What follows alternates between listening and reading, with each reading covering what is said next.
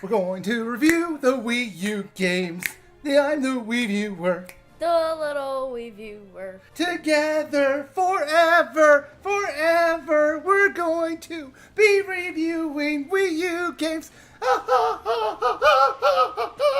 think you went a little nuts on the end there. I don't know, I'm just making up songs as I go along. So maybe we should just start with the normal intro then. What do you say? Sure. This is the WiiViewer. And the little WiiViewer.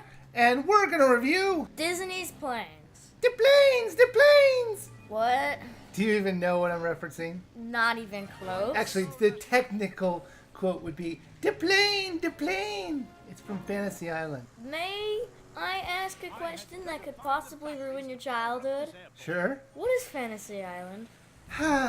It's about an island where fantasies come true. So this is the game of the spin-off of arguably the two worst Pixar movies out there. Cars and Cars 2. A lot of people like cars. Even though, oddly enough, I didn't particularly like the idea of the movie planes, I actually liked the game.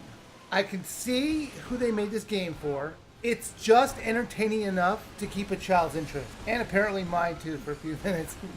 It kept my interest.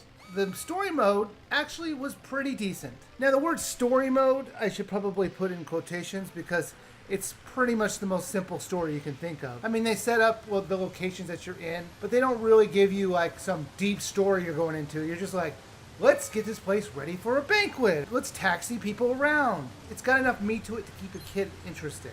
There were 7 characters with 4 stories apiece, but a few of them were locked, so you're going to have to unlock them. But if you do the math all together, 4 times 7 is 42. Huh?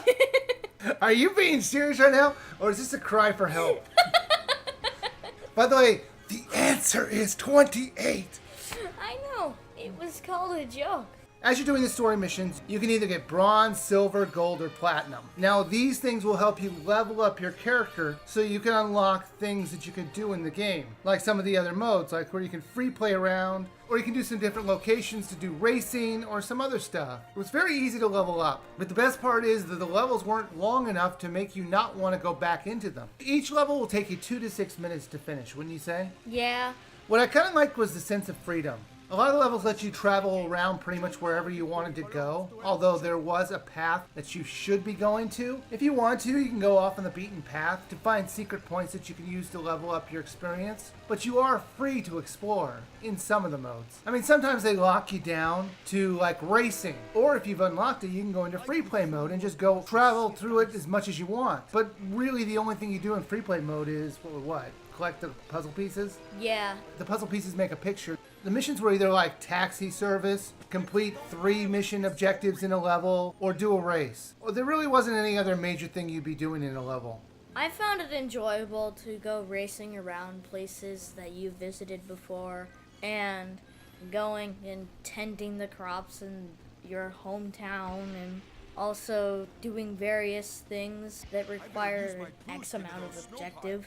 Now, you guys might remember a game that I did, which was for the Wii, Sky Captain, I believe it was. Yes. Same basic idea. When you say Sky Captain was huge in comparison, Yes. I mean, in comparison, it's like a huge world, and that was on the Wii. You should check that out. The maps, though, were pretty small, wouldn't you say? Yes, which I think is a pretty big downside, because even though it feels sort of big, there's nowhere to explore. Well, there's little crevices and there's hidden areas, but most of the time, yeah, you're right. It doesn't feel like you should just explore it. Unlike most games where you're in a jet or plane and you're flying around an island doing X objectives. Right, like Sky Captain. Yeah. Going back to that again. Apparently I'm going to keep comparing this game to Sky Captain. Let's review Sky Captain. I already have! Good game. Buy it now. Wait, we're doing planes. They did change up the worlds occasionally where, like, if you're going to your hometown, there's also another hometown where there's tornadoes everywhere. For some reason. No, it's just a very tornado-y area. Apparently it can hold like 5 tornadoes in like 100 yards from each other. Or you can go to the volcano world, which would either be on fire or all with snow. So, well, they did kind of change things up a little. But the maps still did feel a little claustrophobic. Yeah, it always felt like you were going somewhere and you had to turn around because you always hit an invisible wall.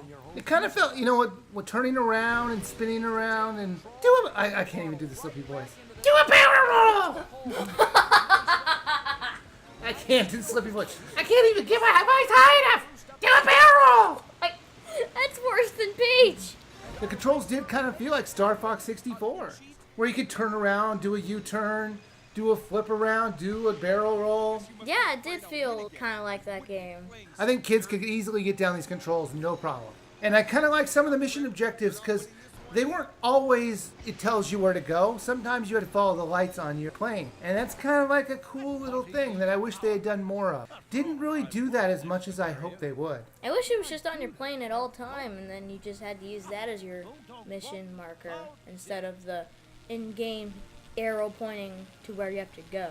Right, I liked how it wouldn't even bring up the arrows until you got to the point where you needed to be. It kind of made it more realistic. Air quotes, realistic. Okay, let's talk about the other modes. There was like a free play mode, there was a racing mode, and there was a balloon pop mode. The free play mode is pretty simple and straightforward. Just fly around those small maps. And basically what you're looking for are puzzle pieces. And then there's the racing, which is a lot like Mario Kart, except it's too busy to really enjoy. I always found that there was things happening everywhere, which is usually a good thing for a game. But for this, it just feels like it's for nothing. It didn't feel like there was any real correct flow of how I was supposed to be flying. I had to keep looking out for rings or poles to show me which way to go. Unlike Mario, where you could tell where you have to go next, this game was kind of up in the air about that. But the one thing about the racing was there was weapons, but again, it didn't really feel like that was the type of game that really needed it. Wouldn't you agree? Yeah. The racing was the least interesting thing to me in this. Now, the balloon pop was really fun because they had red, blue, and yellow balloons that you had to pop for points, and they give you a certain amount of time that you have to pop the most amount of balloons. My favorite mode was probably racing, just because it reminded me of Mario Kart, and I like Mario Kart. But did you like the racing itself, though? The actual, core mechanics, it was very hard to deal with, but I thought it was a fun distraction. Okay, what did you think of Balloon Pop? Balloon Pop was fun.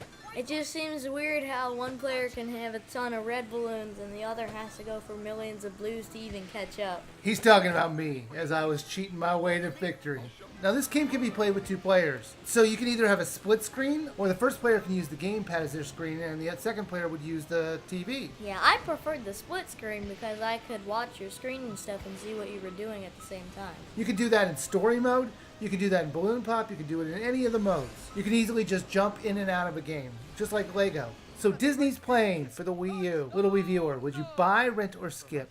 I would say rent because it doesn't have enough content to have a buy, but it does have enough content to keep you occupied for more than 2 minutes. Yeah, I would probably agree with you on a rental, even though I really enjoyed this. I'm going to admit it, I'm really cheap. This is on the teeter-totter of buy because it actually has a lot that kids might want to go back to, and I can totally see kids enjoying this. This isn't one of those games where I'm like, yeah, kids might like this. This is one of these games where I know kids will love this. I think they would. Now, I don't know if they'll enjoy the movie, but we'll see. What do you say we go watch planes? How about we don't?